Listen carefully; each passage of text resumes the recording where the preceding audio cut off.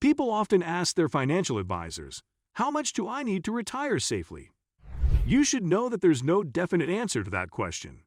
The answer depends on a lot of factors.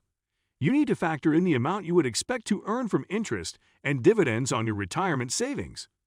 Also, include income you can make during your retirement years if you can work. Next, you need to estimate how much your expenses would be in retirement. There is also the question of medical expenses. Medical expenses are a significant consideration. Government policy, a financial crisis, and programs like Medicare and Medicaid can significantly impact your medical expenses during retirement. Unfortunately, medical expenses have been increasing this year. Because of the above considerations, your financial advisor might not give you a definite figure for your retirement. Instead, they give you a good approximation of what they believe you would need. This is helpful as you prepare for retirement. What they use is a tool called the 4% rule. In this video, I will discuss how you can use the 4% rule to prepare for retirement. Also, some factors that would make it ideal and situations to avoid will be discussed. Before I begin describing the 4% rule, I want you to give this video a thumbs up. I appreciate it. Also, don't forget to subscribe to the channel and hit the notification bell. Finally, watch the video to the end, because, in the end, I will describe situations that could ruin your well-made plans using the 4% rule. So let me explain the 4% rule. It's a rule of thumb that is used to guide retirement spending. Some people also call it the safe withdrawal rate. Your withdrawals are the dividends from your retirement savings account. The rule schedules your withdrawals so that your principal remains constant or changes only a little, but not wide enough so that it can be sustainable for the rest of your life. Based on studies using the 4% rule, you cannot withdraw all your retirement savings even after 33 years. According to the rule, you should approximate your annual expenses during retirement.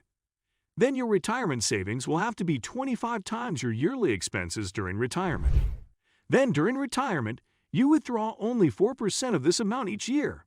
Your retirement savings could include IRAs, 401k, and any other investment that could help you during retirement. Assuming you have $500,000 in your retirement accounts, including IRAs and 401ks, you can only withdraw 4% of that amount for the first year of your retirement. 4% of $500,000 would be $20,000. So if you're following the rule, you can only withdraw $20,000 for the first year. You will withdraw this amount on January 1 of that year. It is then essential that you have a good approximation of what your expenses during retirement will be. You have to keep an eye on it. You would also have to take inflation into account. The 4% rule also accounts for it. Using the 4% rule, you can increase your withdrawals to account for inflation. The inflation for some years would be high and low for other years. This year's inflation has stood at 9.1%, but some financial advisors suggest you set a 2% increase in withdrawals for high inflation years, or whatever would help you survive. But if your withdrawals exceed the 4% due to withdrawals accounting for inflation, would the retiree run out of money in later years? That's a question many prospective retirees ask, and the answer is that eventually, you will not run out of money. This is because the market operates in cycles. One year, it would be down, and the following year, it would be up. Financial experts say that on average, in good years, the market goes up by 6 to 10%. So let's be conservative and say that the market rises by 6%. Returning to our example, a retiree has $500,000 in retirement savings. 4% of the account, representing $20,000, is withdrawn at the beginning of the year. We will be taking note of the compound interest on the retirement savings, so I will be using a compound interest calculator. It is advisable to avail yourself of compounding. You should not withdraw the $20,000 at once but monthly. That means $1,600 should be drawn every month. That would make the ending balance on the retirement account higher at the end of the year than if withdrawn at once at the beginning. So let's imagine the market rises by 6%.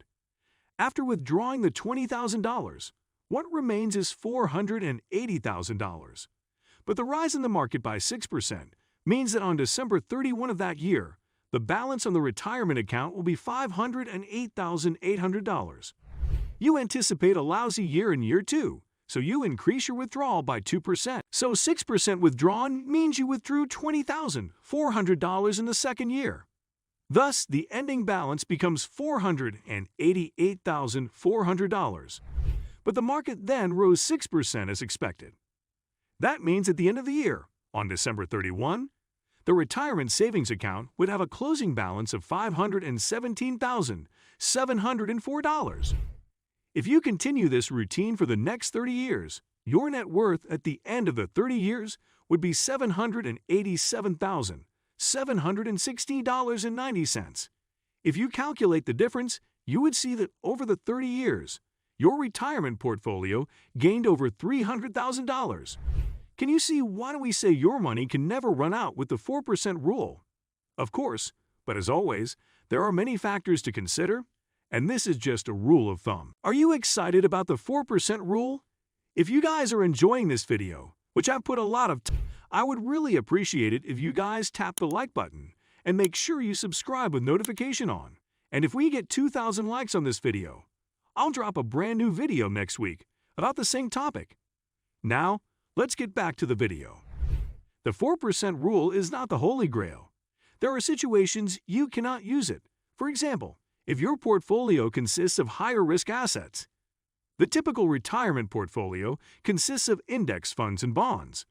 But if your retirement savings account is at higher risk than this, you might want to avoid using the 4% rule. This is because the drawdown on higher risk investments in bad years can be much higher than the typical retirement portfolio. You don't want to find yourself with less money during retirement. Also, this rule of thumb will not work if you're not financially disciplined. You need to stick to it no matter what. A bit of financial carelessness in 1 year can be disastrous for your retirement savings if you use this rule of thumb. This is because as the years go by, that carelessness can cost you reduced dividends that would tempt you to want to withdraw more than the 4% as stipulated by the rule. Let's demonstrate how one financial carelessness can be costly. For example, at the beginning of the retirement, you take out the $2,000, representing 4% of your retirement investments. But then you get tempted by an exciting new car. The car costs $35,000, and you believe you cannot do without it. So you withdraw this amount from your retirement account. That means your balance is now $445,000. That year, the market rises by 6% conservatively, leaving you with $471,700 in your retirement account by year-end. But even if you become financially disciplined later, by the 27th year of your retirement, your withdrawals will be higher than what you earned in interest and dividends. So you would be managing to survive. By the 30th year of retirement, your withdrawal would amount to $35,516. But the interest on your account would be $33,209. So, in essence, you are withdrawing from your principal. This could be a dangerous situation for you if inflation rises or if there is some emergency during this time. Now, I don't want to alarm you, but just to show you that following the 4% rule, you should stick to it. A little carelessness can ruin your well-made plans.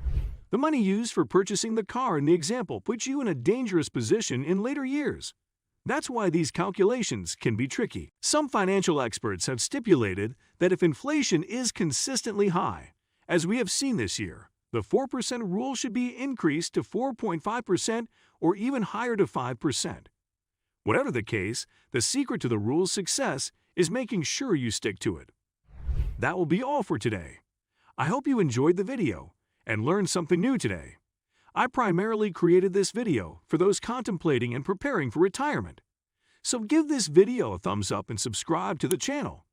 You will receive all my future videos if you hit the notification bell.